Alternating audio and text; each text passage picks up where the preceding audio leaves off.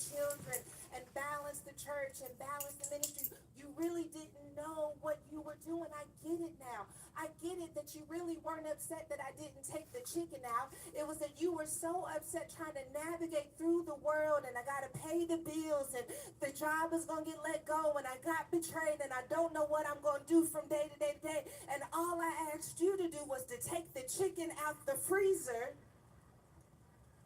It was never about the chicken. I get it now.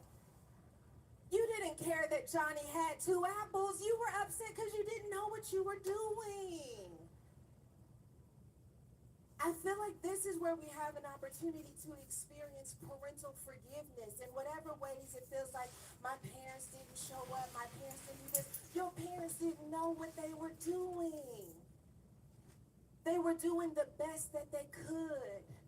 And in the process of them doing the best that they could, some of them dropped some balls, some of them may have missed some things, but it was the best that they had to offer. I'm not talking about abuse.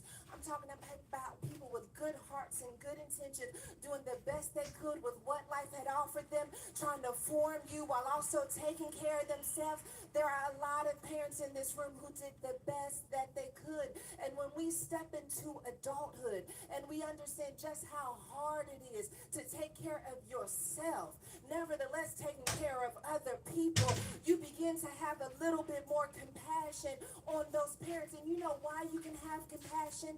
Because the Bible tells me that when my mother and my father forsake me, the Lord will take care of me. That means you do the best that you can, and God will take care of the rest. I got a word for somebody whose parents didn't show up in every single way that you needed them to show up. Maybe they didn't show up at all. In Psalm 27, it says that when my mother and my father forsake me, the Lord will take care of me. See, you got to know God well enough to know that there are some things that your mother and father weren't meant to do, so that you would have a reason to come to the one Father who knows everything about you. I know every hair that's on your head. I know every thought that's in your mind. I know you wish someone would have seen you, but because they didn't see you, now you came searching.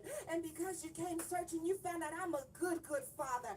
And when you need me to be, I can be the breasted one. I can nurture you like your mother never did. I can discipline you in the way your father never could. I can be your mother and your father. I want to talk to somebody who didn't have either. And I want to let you to know we call him Father, but he can be anything you need him to be. I can be your nurturer. I can be your nourisher. I can raise you up. I can sit you down. I can discipline you. I can teach you. I can guide you. I can put morals on the inside of you. Maybe nobody taught me this. You didn't need nobody to teach you. You just needed to be hungry enough to go searching for the ultimate teacher, the master teacher, the one who knows all things, who holds eternity in his hands. He knows your end from your beginning. He was in the birthing room when he was in the room when they conceived you. He'll be in the room when you take your last breath. You won't go anywhere where God won't be with you.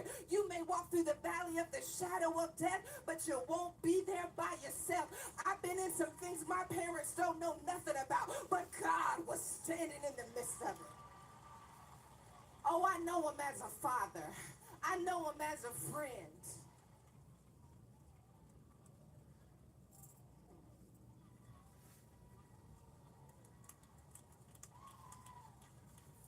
That's good to somebody. I don't know who you are, but I'm going to give you 5 seconds to thank God for doing what somebody else couldn't do. To thank God for being what your parents weren't. To thank God for your parents, but to also thank God for the extra he did on top of your parents. They was good, but you was better. They did the best they could, but you came and finished the job. I want to give you 5 seconds.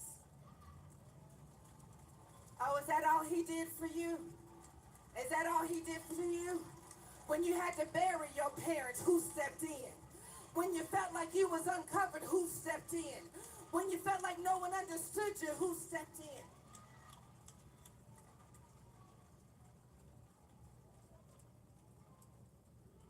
Sometimes we have to realize that our parents were still being parented by the Father while also showing up for us. Understanding our parents outside of just being our parents and seeing them as humans offers us a broader perspective, a greater context for who they are.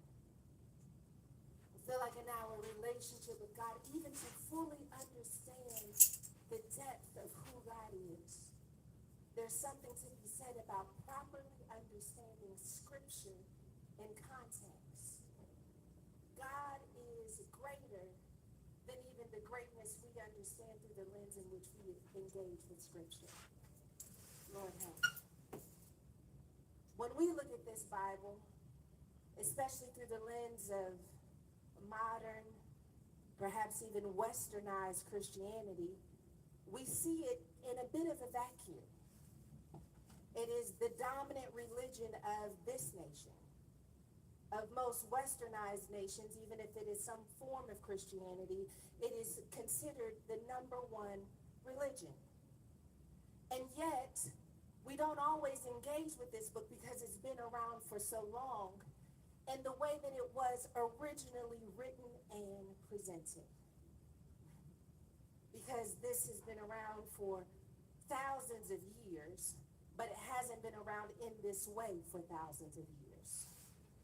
Because we have these big buildings and there's churches on every corner, we kind of take for granted the accessibility we have to Scripture and to God and to environments that lift His name up.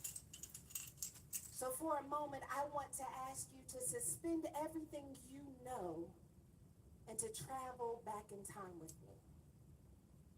Before we had these leather-bound Bibles, before they got the council together and decided that they were going to divide the letters and the manuscripts up by numbers and to give them chapters and names, I want to take you back in a time where we were being introduced for the first time to this God of Israel, the one true and living God. When you read the Old Testament, and I grew up in church, I read the Old Testament like I was reading a history book. Like everything there was to know about how the world came to be was in that one book. And while the creation story is there, we also have to understand that the Old Testament is being told on a backdrop of the Mesopotamian religions that existed at that time. And when we begin to see that this Old Testament was told on a particular backdrop, it helps us to understand just why our God stood out amongst that religion. The New Testament itself, too, was being told on the backdrop of a Greek-Roman world, a Greco-Roman world, in which there were Greek gods like Zeus and Aphrodite. There were all other gods that were in the mix. But when we read the Scripture, we don't realize that Jesus is speaking about being the one and true living God and talking about his relationship with the Father on the backdrop of those who were worshiping to the gods of the water and gods of the sea. That's why what he said. How you doing, Timeless? Profound. We go back to the Old Testament. I need you to understand that what Israel was saying was unique because they were not just saying that we have a God, because having a God was not uncommon. What they were saying is that we have the one true. How everybody doing in my live day? Thanks for joining. Oh, God's going to help me. The God that I have is not like your God. I don't have a God for the sun and a different God for the storms. I don't have a special God for fertility. I don't have a different God for war. My God is God all by himself. He spoke the sun into existence. I don't need a separate God when I want the rain to come because my God is in charge of the seas and the storm. Jesus stepped out on the boat and said, "Peace be still." Who is this that the winds and waves obey him? Why did they ask that question? Because in that world, there would have been a different God for the storms. But this is the kind of God that is the God of peace and the God of the storm. This is a different kind of God. The God of fertility is not the same God as this God. This is a God who is unique and stands alone. Above him there shall be no other. These words make better sense in context. When you realize that other people were praying to different gods for different things, all of a sudden there came this God of Israel that says, "I shall have no other idols before me." There came this God of Israel that said, "You can trust on me for anything you need."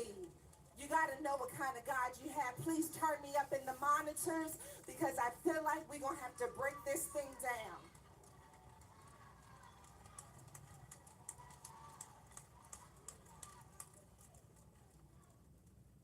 The God of Israel is different than the other gods that existed at that time. He wasn't just mighty enough to command the seas and the sun. He was holy too. You see, it's one thing to understand God as mighty. It's another thing to understand him as holy. That means that his power is directly connected to his holiness. That means that there is no moral failure in my God. That means that my God is whole. He's not jealous of me. My God is whole. He is complete. My God is powerful, but not powerful for the sake of being powerful. My God is powerful enough to let his holiness invade the earth. If you touch my God, you'll become whole. If you touch my God, if anything in you is broken, it'll rise to the surface because my God is different from your God. I'm sorry that in your God you got to bargain and you got to set out bowls and you got to dance all night. All I got to do is call his name. My God is different than your God. I got a kind of God that you wouldn't quite understand. And when I tell you he's holy, I'm telling you that the angels bow down before him.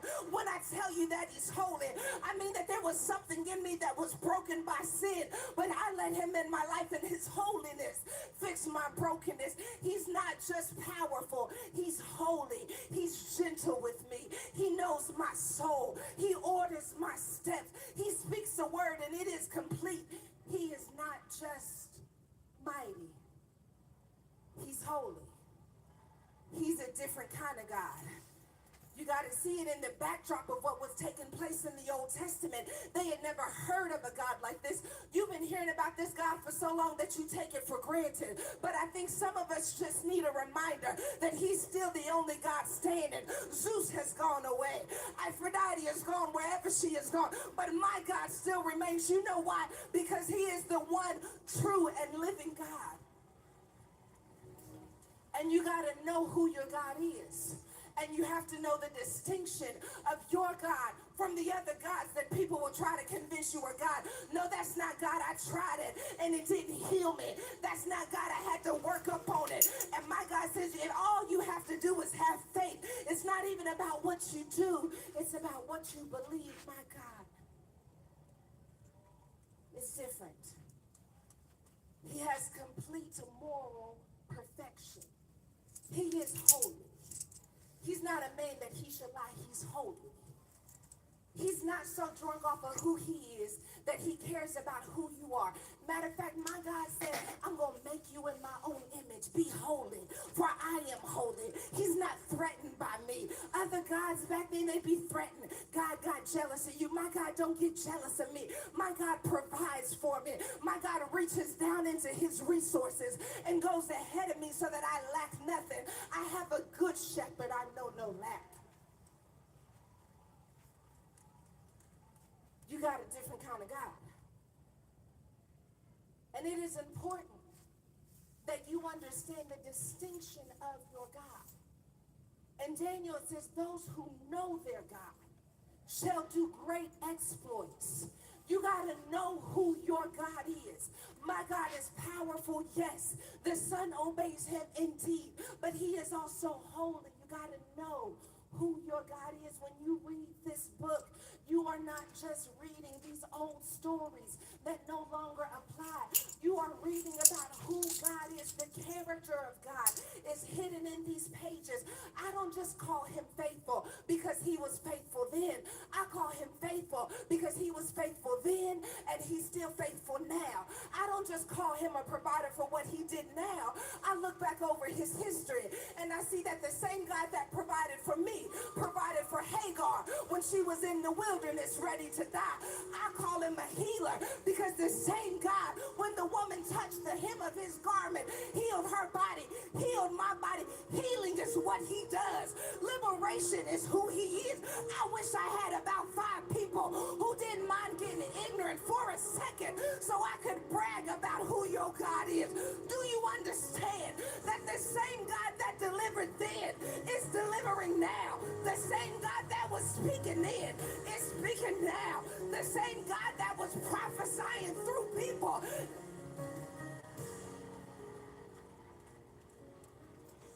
same God that split the Red Sea, the same God that told David, I'm going to be with you when everybody else turns